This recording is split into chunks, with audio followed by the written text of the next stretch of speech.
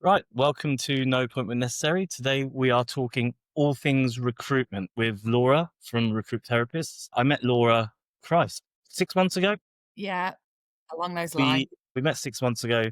I was very, very wary because anyone that knows me knows I'm wary about anybody in the industry. Um, and we all know that recruitment for some clinics can be a huge problem. We know that a lot of clinics struggle. We know that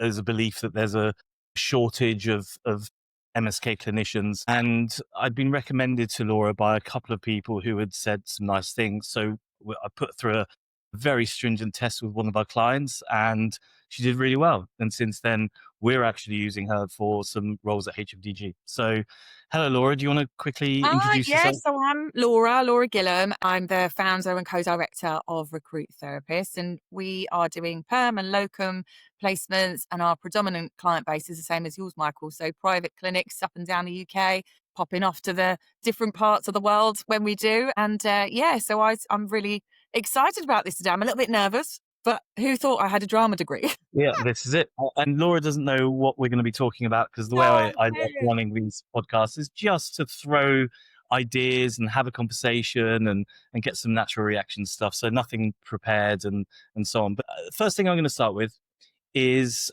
a bit of a bugbear of mine in the industry as a whole, which is people seeing everything as a cost. So from our perspective, we have a lot of people that see marketing as a cost. They say, oh my God, it costs £1,000. That's so much money. And they forget that actually, if you spend £1,000, you make £10,000. It's like every pound you put in, you get £10 back. yeah. And I think recruitment is the same. I think the corporate world, you see that if you hire someone, it generates you X amount of return. And if it costs you £1,000, £10,000, whatever, Mm. it's worth doing. But in this industry, I think you face it all the time where Oh people my God, say, all the time. my God, I can't afford it. It's so much money. So speak to that a little bit. I think that it's like a double side to that because not only are we coming at it from, gosh, Laura, recruitment, it's really expensive. I can't afford you. I haven't even had the conversation yet. That's the first battle I come into when I'm like trying to approach people and saying, see you're advertising a job repeatedly, by the way. So you're still advertising a job that you're advertising a year ago. You've still not filled that position. How many hours are you putting in to you writing those adverts, to you putting them out across the jobs boards to get the same repeat nonsense back? I mean, particularly in our sector, in MSK physios, for sure, you are being bombarded by, quite frankly, crappy CVs. I mean, they're really talented. They're great on CV. They're from different countries. That's not what my clinics are looking for. My clients want that UK British experience under their belt. So that's the first hard thing to find. If this isn't what you're doing as your day job by trying to find that right MSK physio with 5 years experience that's also got Pilates, that by the way is a driver because we live in nowhere, it's really hard to do that. That's my full-time job. So how Yeah. many hours are you putting into that? Are you putting in enough? Probably not, because you can't. You're running a clinic. Yeah, well, there's two elements to cost, aren't there? There's the first is exactly what you just spoke about, which is how many hours do you spend doing that recruitment yourself and failing miserably, and probably in the end hiring the wrong person because it's all you can find. Now we're in a rush. Now we need someone. Yeah. Exactly. This applies to pretty much everything, whether it's accountancy. I still know clinic owners that are trying to do their own books to save a few quid. Yeah. But then there's the other cost, and I can give you a real world example of a clinic who they are at the moment. In fact, it was a couple of months ago. They found someone now, but their clinician on average makes £500 a day, and across a week, 5 days, that's 2,500. So across the month, that's £10,000 of revenue. And they didn't want to pay a recruitment consultant because it's a lot of money, right? It's a few thousand Yeah. pounds to hire someone. But when you think about it, well, you just lost £10,000 of revenue by not having someone for a month. And at the same time, you are helping the clinic around the corner because all of those patients that you cannot see are now going to them. So there's a opportunity cost as well. And I Yeah. think people often forget that. And I'm not suggesting for 1 second that recruitment and consultants are cheap. But when you look at both of those costs in terms of opportunity cost and cost of doing everything yourself, Mm. people should be paying the money. So Yeah. I think it's an interesting point to start with, which is sometimes things aren't as expensive as you think they are. And sometimes you're not really saving any money at all. No. And actually, we try to cater our terms, for example, to suit every individual. Yeah, am I in it to make money? Of course I am. I've got to pay for a roof over my children's head as well. But I'm not here to rip people off. And that's the other thing, that I wanted to speak about today is this persona that recruitment agents have. We can't all be tarred with the same brush, right? People buy into me because I'm super transparent. If I don't think someone's got all the things on their wish list, I'm going to highlight them before I've even sent them in for an interview, because what's the point in getting to the end and going, oh, by the way, red flag that I didn't tell you about. It's the other concept is that in recruitment, obviously they all work differently, but you're not paying until you found that perfect match, right? It's almost like try before you buy, really. There's no fees. That's all on me. I'm paying your adverts. I'm paying for all of the databases. I'm paying for all of that marketing that I do. They haven't got to do any of those costs that they'd be doing independently. On the other hand, I will say that, and like with any industry, whether it's a physiotherapist, it doesn't really matter, a plumber, whatever, you do get a lot of bad apples. And I think generally my experience with recruitment consultants has been pretty poor. And on the whole, I don't like them very much. I think many of them are chancers. I think many of them don't really give a shit, and they will just throw whatever they I hope was just sticks. going And to say that phrase, but, yeah. but speaking to you, you just sent me a CV through. You were very honest about the person that you were sending through. The answer is a flat out no, by the way. I haven't responded to that yet. Right. It's a flat out no. Not going to look at that person, not interested. But the fact that you put that out there to begin with, I'm not wasting my time interviewing them. But Yeah. most consultants don't do that. They will No, just throw they're it out. gonna shy away from there, because actually, if we just get them to meet them, they might like them, and then we'll uncover that truth at that stage. Like, it's bollocks. Get it out of the way now. Let's save you time, me time. Another reason I'm being hired is because you haven't got the time. That's my job, right? So when people are coming Well, and going, it's "Oh, we haven't had CVs for 2 weeks," because there's not been anything worth sharing with you, quite frankly. it's like that pain in the ass estate agent where you say, I want a 4-bedroom house with a garden. It must have parking. And they take you to a 2-bedroom flat with no garden and no parking. And you're like, Yeah, why the fuck are you showing me this it's got fucking an house? ensuite. Not sweet. And look at the walk-in wardrobe. And it's like, do I look like someone that wants that? So yeah, I do appreciate why people are very worried. But that's why, you do due diligence. If I'm going to see a physio or a plumber, I make sure I check reviews out. I try and get testimonials from other clients. You've got plenty of those. So okay, Yeah. next topic, which is one that I find is incredibly interesting in this industry. In every other industry I've worked in, particularly the corporate world, one of the most important things is culture. And it is how you retain staff. It is how you get staff in the first place. And culture is everything. And you get the very top guys, the kind of the Googles and the Metas and the TikToks who create these incredible offices and these incredible benefits and everything else. And it just feels like you're going into a playground every day. But Yeah. even some of the smaller companies, it's much more about, how does the company feel? What is the company culture? What are they trying to achieve? And I see very little of that actually in MSK clinics. I rarely see people really building a culture. And, I speak to someone and say, well, what's your culture? And they say, oh, well, we go out for lunch once a quarter on a Friday afternoon. It's like, well, okay, that isn't really culture building. That's Yeah. a nice little thing. And, great, you've made us work our asses off and we get pizza on Friday once a quarter. It's not really culture and no one gives a shit about it. Yeah. But what do you see in terms of the first of all the relationship between a clinic with great culture and the ease of hiring and the ease of retention, but also why do you think clinics don't really focus on culture very much at all? And then the third part of that actually is, um, in my opinion, and what we certainly do, I don't ever look at skills first. I look at a personality first. The skills can often be taught. You can train people. Mm, And if the person doesn't fit into our culture, we don't hire them. mm. You could be incredibly left wing and whine about the environment all the time. I'm sorry, you're probably not going to get a job with us. Or right wing and believe that, well, I won't get into it. But the point is, you need to have the cultural fit as well. So talk me through culture, and speak to I those think questions. there's a really big, if I'm brutally honest, because I am, a really big discrepancy between what my candidates that I'm talking to are looking for now compared to when I first started this, like 3 years ago. It's really changed. This has become a major focus for what candidates are looking for. And I don't feel like the private sector, I can't speak for the NHS, we're not involved with them. What the private sector are missing is that trick. And I don't know where the communication is lacking there. Like they're obviously interviewing candidates themselves. Maybe they're not being brave enough to say that that's what they need within their next working environment. But so much corporate, so much, rigid, so much looking what you said there. I don't look at a skills list. I don't look at qualifications. Granted, in the physio land, we need some qualifications. We have to have our registrations in place, all that stuff. But the important thing to me that I'm forever trying to drill home to the clients that I speak to is personality is key. And they'll put it on their wish list. Obviously, Laura, we need someone that's confident. They've got to be good with the patients. They've got to be good to fit in the staff.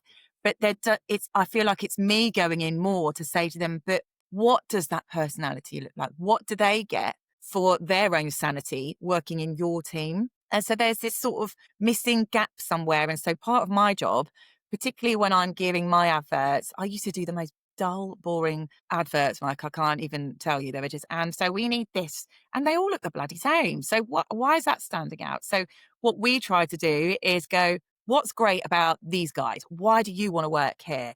Is it the team socials?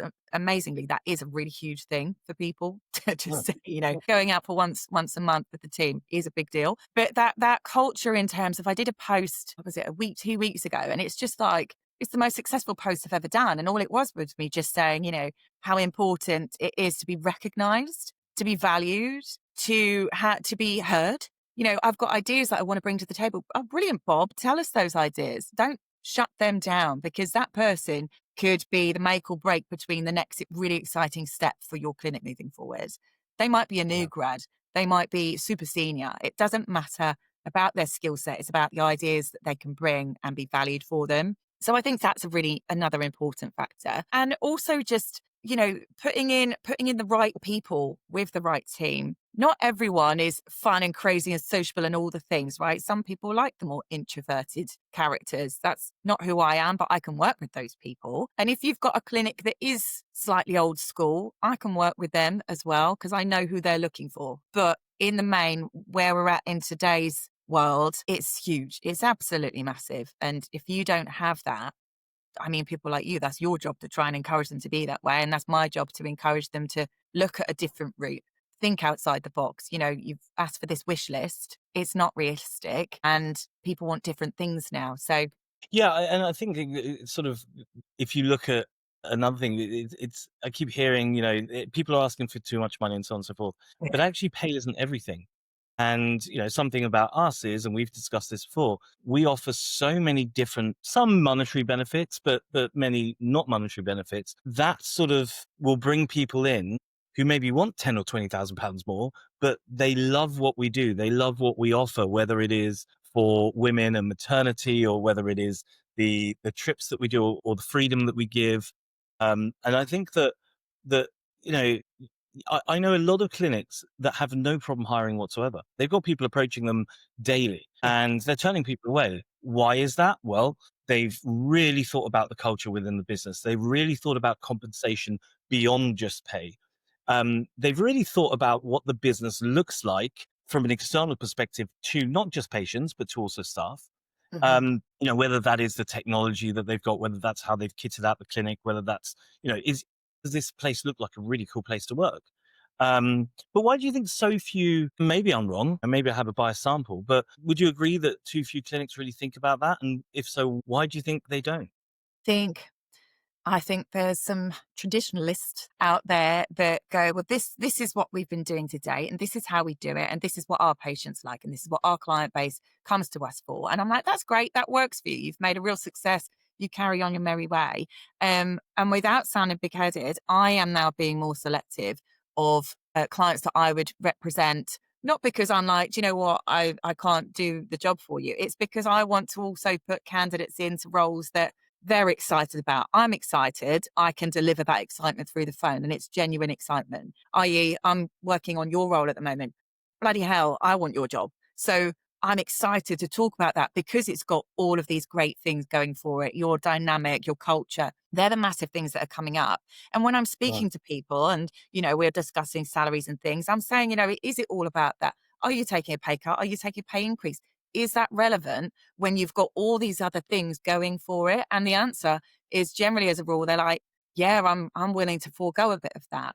Now, I'm probably going to get some backlash because I've done a few posts where it's talked about AHPs looking for more money. And my argument to that would be, of course, we've all got roofs to pay over our heads. But if that's your main priority, then I probably can't help you either, because there's going to be things, i.e., what you're offering, which comes in a package. It's not just that figure. And that's what I think there's as a real discrepancy there as well. And that's a tricky thing. That's for me to manage. Yeah, if we look at, I could pick out any 300 job adverts right now, and every single one will say, I want a physio, these are the working hours, this is the pay, and that's it. They all look like a fucking Pret a Manger menu, all exactly the same, all really boring, not really selling the clinic. And No. one of the things that we know nowadays, especially in terms of marketing, it's no longer about selling a USP or or a feature per se. It's about selling feelings, right? We get this in everything. I think I mentioned to you, I saw the new Range Rover Sport advert, and there was, in this beautiful countryside, and there's a woman that's sort of being a bit noisy. I mean, it's a terrible advert, really, but woman that's being a bit noisy, and the guy's like, okay, whatever. He walks out, and it's beautiful autumnal kind of, leaves falling, and he gets into the car and he closes it and it goes silent. And then he drives off, and it's like this feeling of like it's amazing. I want that feeling, right? It showed the car once, didn't talk about a single feature of the car, didn't do anything other Yeah. than selling that feeling. And I think we all want that, and we all want that, whether it's we're buying a nice, renting a nice cottage or going into a hotel or a flight or whatever the case may be. And I think a lot of clinics are forgetting that it's not just about this is the money, this is the location, this is whatever. I mean, I know a lot of clinics, for example, that get get client, Christ, my brain's gone, that get staff through because they offer a lot of responsibility. You are responsible for this. We want you to grow this part of the business. We're not going to micromanage you. We're going to give you all kinds of responsibility and some budgetary responsibility. If you want to buy some new toys, you can make that decision because this is your role, rather than, every other job advert being the same. All you're doing is you're walking into the room.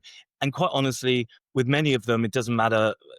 Once you're inside that room, you don't know where you are in the country, what clinic you're working for. Everything's pretty much the same. And so I think it's really important now for clinic owners who want to hire the best candidates to provide the best experience and the best feel for those candidates, because otherwise there's Absolutely. only so much you can do, right? Here's another fucking boring clinic that does exactly the same thing, that bangs on about your retention rate and you've got to see patients X number of time. Yeah. It's just fun. Yeah, yeah, it's not fun, and it's not I put it down to that trusty, cliche as it is, that Sunday blues. Are you getting to Sunday evening going, "Oh, shit, I've got work tomorrow?" Like, okay, that's your checkout time. Off you pop, find something new, because that's a crappy place to be. I've been there in many career stops that I've had and gone, I need to change this up now because this it's just gonna get worse. That isn't gonna get better. They're not suddenly gonna change their culture and DNA of the clinic you're in. That's what that is. So make an executive decision to look, what is it that I want? Is it more money? Probably not. If you could be on a shed ton of money and still be getting Sunday blues. That's speaking a lot of volume to me personally. Yeah, and I think I mentioned this to you. And you ask any of our staff, that one of the founding principles of our business is I don't want anyone on a Sunday to be stressed or worried or having the Sunday scaries about going to work next day. We build everything around the fact that we want people to on a Sunday think, oh, great, it's work tomorrow. What Yeah, are we going to do? What's the challenge? What's the yeah, fun? And the yeah, moment you have a number of staff who think, oh, I just don't want to go in tomorrow, you've lost them and your retention yeah. rate's gone, and it's just not good. And that So it's stuff so spreads. important. That is proper spreading material right there. Like one bad apple in there sets the whole car off, doesn't it? So yeah, it's It vital. well, Got to keep again, it going. comes down to comes down to that culture that you're providing and showing that you actually care about the team. This is another thing I see a lot of, from my perspective, if I see people unhappy, I will figure out why. I will ask them why, and we will do our best to fix it. If people do say, "Oh, I don't want to go," and we've had it where someone recently was like, I do not want to come into work. Why? These reasons. Done. We'll fix it. Yeah. And that's another thing. It's just showing care for clinicians. And I feel like, and maybe part of this is the nature of contracting in the industry, which I think is a really terrible thing. But that's another topic, I think, because well, we won't go into that now. But you need to care about the staff, and the more you invest in them, and again, not financially, but the more you invest in them, the more they're going to invest in you. If I called up the team on a Friday night at 11 p.m., they'll all happily get on a Zoom and fix a Yeah. problem. Yeah. Why? Because we invest in them, and they Yeah. know what they're getting as well. So it's And a really it's interesting that one. open door policy, isn't it, Michael? Ability to is somebody comfortable to come and approach me as their boss and say, this isn't quite working for me. Actually, the amount of candidates I speak to leaving their job now because they've tried to speak to their boss or manager and it's been shut down or it's been poo-pooed, and they're like, okay, well, where do I go from that? What's Again, no room to grow, no room to have that conversation. They could have retained that staff member, quite frankly, if they'd have sat down, had an open honest conversation and gone, okay, this is the problem. Here's some ideas of how we can fix it. Yeah. Well, sticking on the culture, just for one last question, going back to that cultural fit of a clinician, I'm interested to know, when a clinic owner approaches you or when you're working with one, what is the balance between, I want a really high level clinician with these skills and this experience, and they must be a minimum, whatever, band 8 or whatever it might be, versus I want them to be a really great character. I want them to be fun. I want them to be diligent. I want them to be accurate and on time. I want them to be a hard worker. So my feeling is the majority of clinicos really focus on the skill first. And then the second bit is like, it's just secondary or tertiary. Whereas I think in most businesses, it's the other way around, because you can teach Absolutely. skills, right? Yeah. And I, What, d- and what's I, your, so I've got my questions, right? And I'm kind of shooting my own self in the foot here, because one of my questions is, okay, in an ideal world, how many years experience are you looking at? But it gives me the gist of where they're at. Okay, that tells me a lot of how easy am I going to find this to fill this role, and how hard is it going to be to find this unicorn. I refer to a lot of my AHPs as unicorns. And so you're absolutely right in what you say. That absolutely comes first. That wish list of the qualifications, the years of experience in that role, how many years that they need to have done this. Oh, they've been a rotational, don't want them. But, well, that was 6 years ago. No, I don't want that. I just want MSK, but I want it in this. And you're like, bloody hell, like your wish list is insane. It's not realistic. And that's where I build up the relationship with my client to say, look, you need to think a bit outside the box. And when we've introduced candidates and they've gone, oh, I hadn't really thought of that. I'm not claiming to be a physio. I'm not claiming to be able to go, I can ask them clinical questions and I know if they're good or not answers. I can look at a bloody CV of a physio and say, that's a great CV. But more importantly, I'll have an interview with that person before I've sent them to my client and said, tell me a bit about you. What's brought you into doing this? Why does this job appeal to you?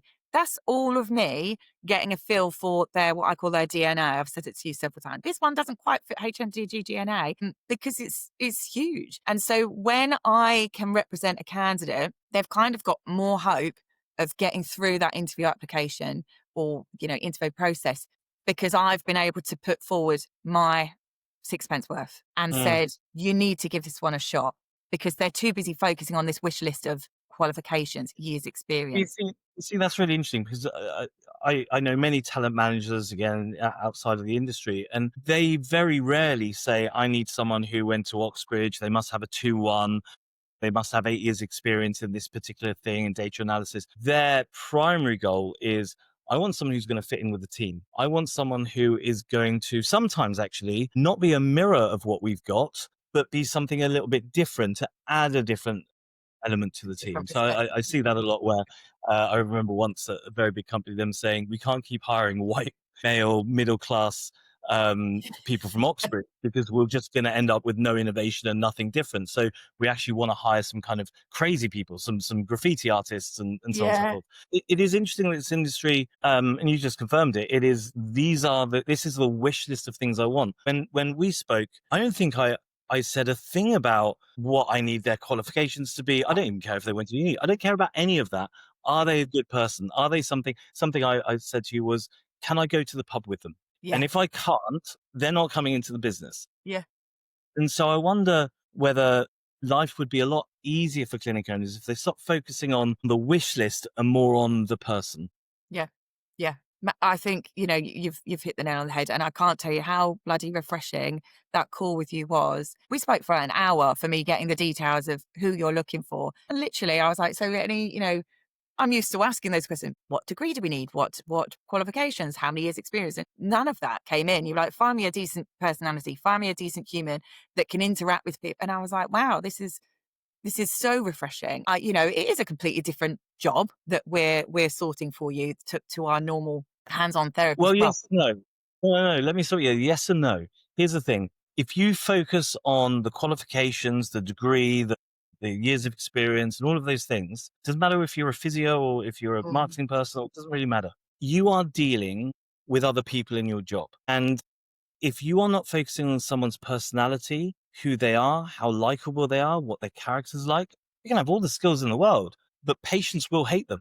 And Yeah, our clients will hate them. I yeah, want people who, when a client talks to them, they go, these guys are so nice. These are good guys, yeah, rather than, oh my God, he's got a first from Oxford. Who gives a shit, right? yeah, And I think that the same goes for patients. I think patient doesn't know a good clinician from a bad clinician. Now, obviously, I'm not saying hire people who are yeah, awful because they've got a nice smile. But yeah, I think almost to some extent, and I'm sure there's going to be a lot of clinic owners that hit back at me on this, but I think it's more important to have someone who is likable and personable and kind and works hard yeah, than someone with great clinical skills, because you can have all the best skills again and that you like, but a patient isn't going to listen to them. They're going to just think, oh, they're a dick, and yeah, off you go.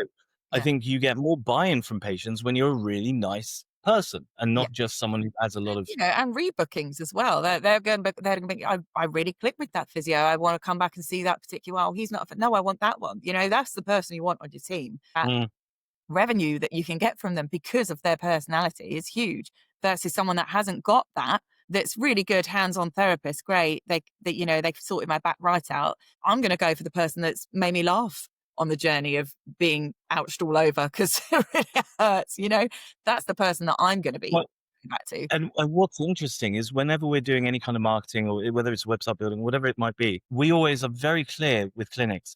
When we put up the team photos and the team portfolio of who's working there, I couldn't give two shits whether they got a first as a degree, what extra qualifications they've got. I want to know, are they a mum?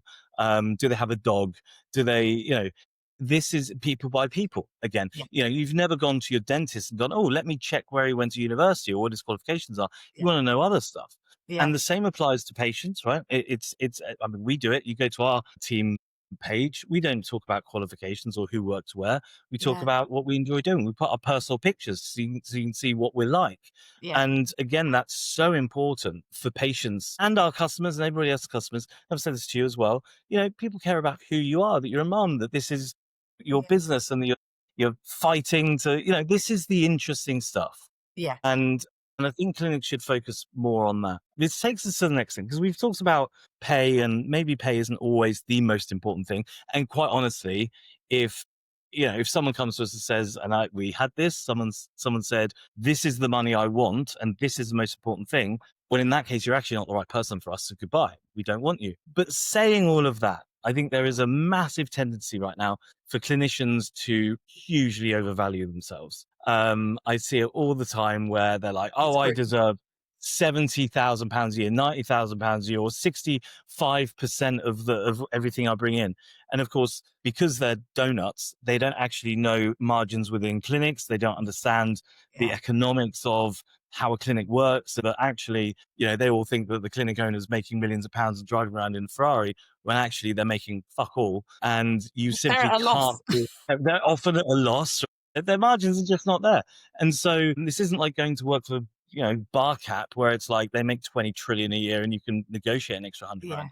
And Yeah. and I think there's a lot of clinicians that don't understand that. They just throw out a number and say that's what I'm worth. Yeah. How do you counter that? How do you deal with that? If I'm completely honest, there's some that you can't counter. If somebody's coming to me going, I want 85K, I'm like, you okay, for being a physio, that's a lot. Where have we got that figure from? They're like, well, that's what I'm worth, that's what I can get. And they're the candidates Yeah. I go, okay, well, I'm probably not the agent to help you because I don't have those sorts of roles, if I'm honest. I don't have a reel of vacancies that I can go, oh yeah, you'd be a great fit for that. And also that to me again has some sort of heightened ego about it that I'm like, you're probably not the person that the clinics I work with would probably want to entertain either. So there's that aspect where I can't answer, where I can't help those people. They're too far out of my reach. But in general, for example, pods, okay, they're what we really do call unicorns because there are just so few of them. And we've been putting out posts recently like, where are they hiding? But the expectation when a grad comes out, and it's not just pods to be fair, but physios are more desperate. They're the complete opposite end because there's no jobs for new grads, right, in physio. And so they're like, I'll work for pittance. And I'm like, I don't want that for you either, actually. The problem there is a different entity where clinics don't want to take on new grads. They want the experience. That's a whole different path. But a pod, for Yeah. example, would come to me and Billy, my colleague, I would like 40K. Have you just graduated? Yeah, I know I graduate in summer. So you've not even graduated. You're asking me to find you a 40K. Now, the problem you've got there is that some clinics are that desperate that they'll do it. Great, if I can find those clinics. But at the same time, it's my job to rein in that expectation from a candidate to say, you're not there yet, right? Most clinics' pay is in line with the NHS banding, most of them. We have a few that go above and beyond. We have a few that cut down a little, but have more, in benefits, commission structures, etc. So when you're getting those candidates through, it's my job as an agent. A lot of clients go, oh, well, agents are out to screw us. They just want to get the most salary for their candidates. Of course, do I want to be paid more? Of course I do. But I also want to make a right fit. So if they're not the right fit for you, I'm not going to place them with you because I'm going to lose them and give you your money back in a rebate period. Well, also, I think it's worth pointing out. Don't want to get into the weeds in this, but in terms of the percentage that you're earning, getting an extra 10 grand as a wage is not exactly changing your life, right? Yeah. You're not suddenly going to the Maldives on Yeah. holidays. So I That'd think be that's nice. a bit of a misconception.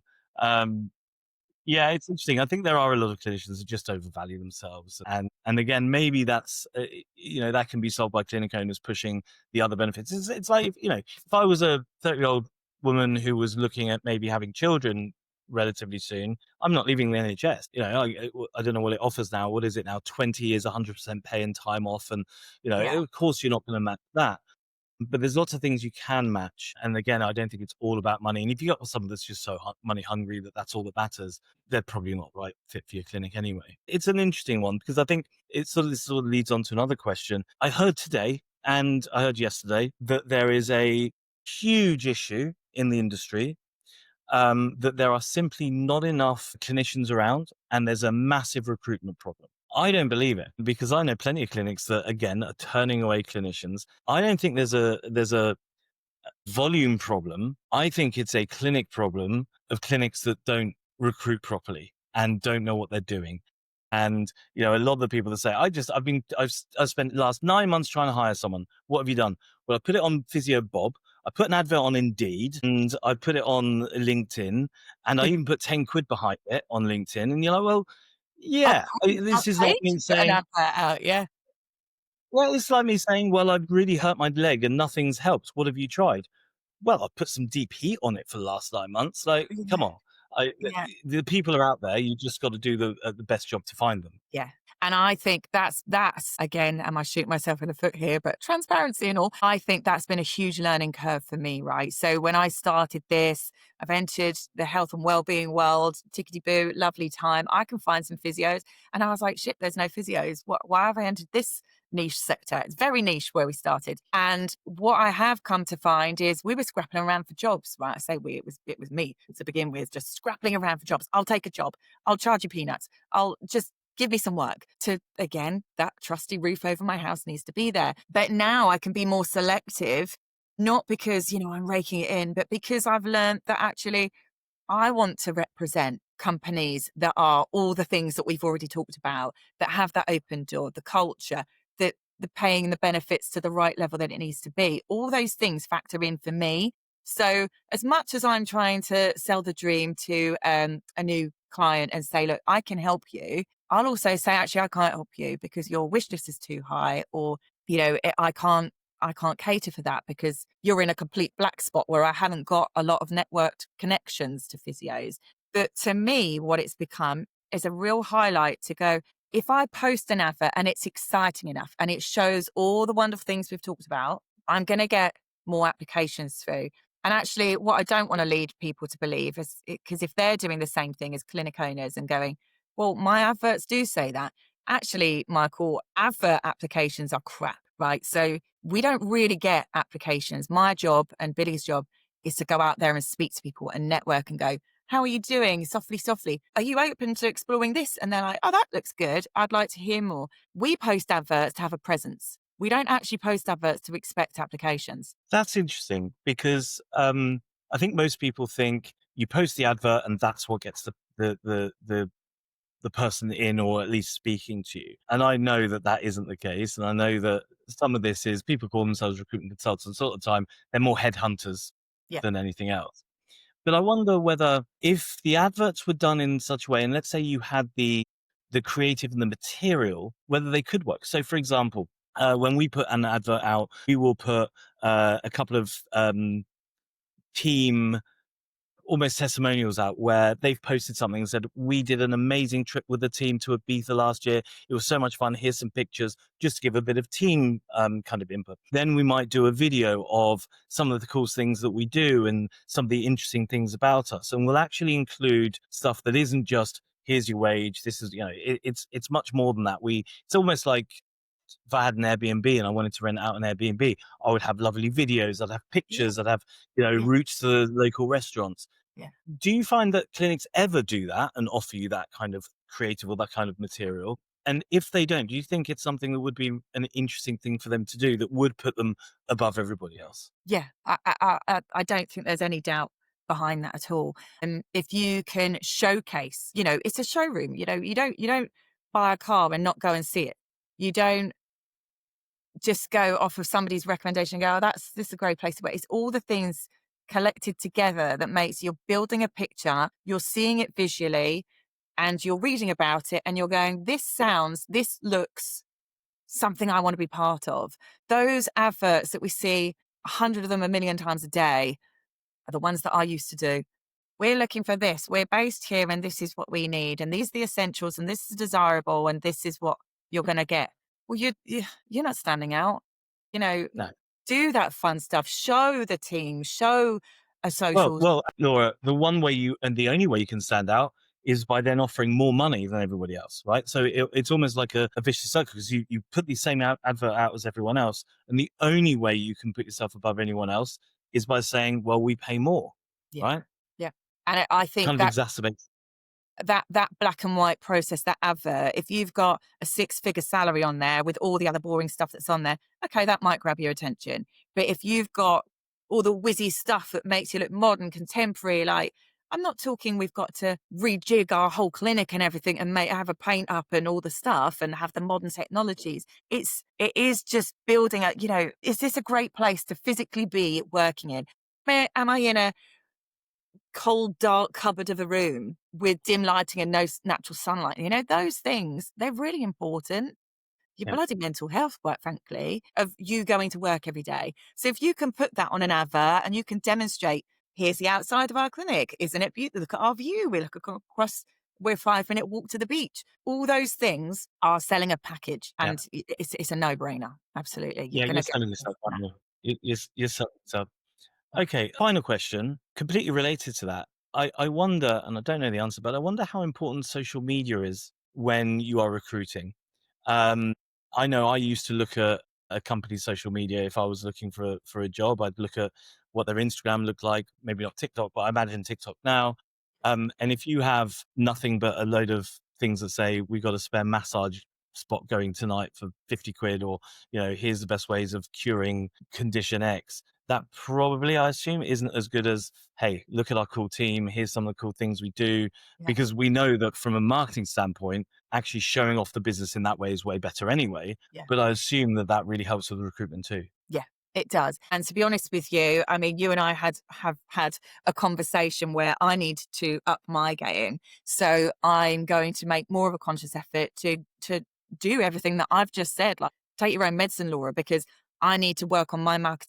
And I do think social media has a presence. Think if I was going for a job, would I be looking at Facebook and Instagram and checking that they're posting every day? No, I'd be looking at what's the value of that post bringing? Does that inspire me to go, that looks fun? Or I really like, they've got this new innovative technology, or they look like a really great team to be with. So I do think there is a presence for that. When it comes to social media, if we're talking about things, networks such as LinkedIn, I think if you're not on LinkedIn, where have you been? Like that's a huge networking platform there, literally geared towards the audience you want it to be. Again, another life learn that I had was that I was just shooting out connections, being selective now, like, who do I need to Yeah. target? I need to target more band 6 physios because that's what my client wants at the moment. I need to target the pods because they're just unicorns that don't exist. I need to target these particular clinicians because they're the ones I want to be representing because of all of those culture things.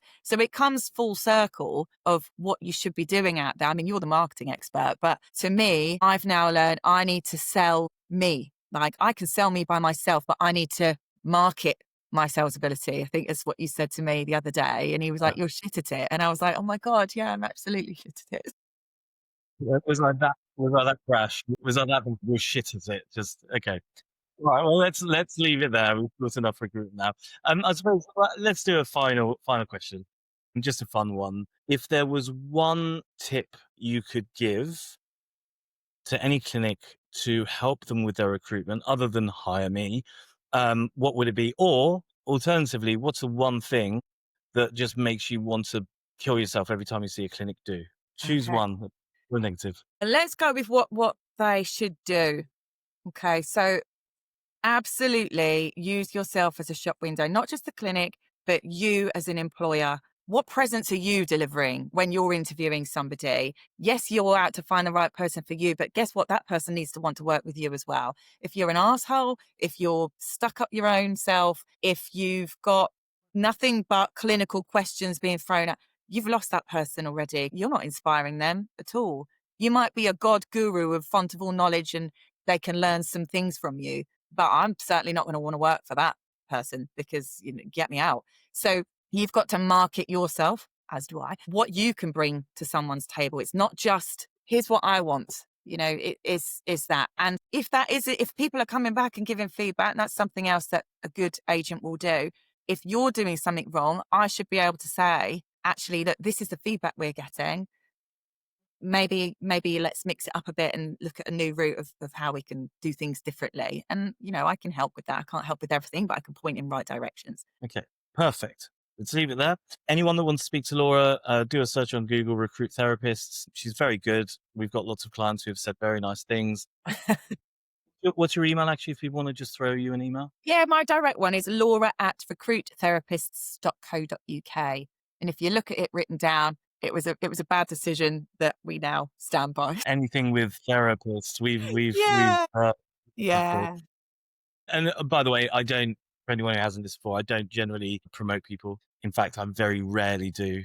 This isn't supposed to be a promotion thing, but you've done a good job for lots of clients, and I know that lots of people are having struggles trying to hire people. So if Laura can help, get in touch. We'd love Thank you to. very much, Laura.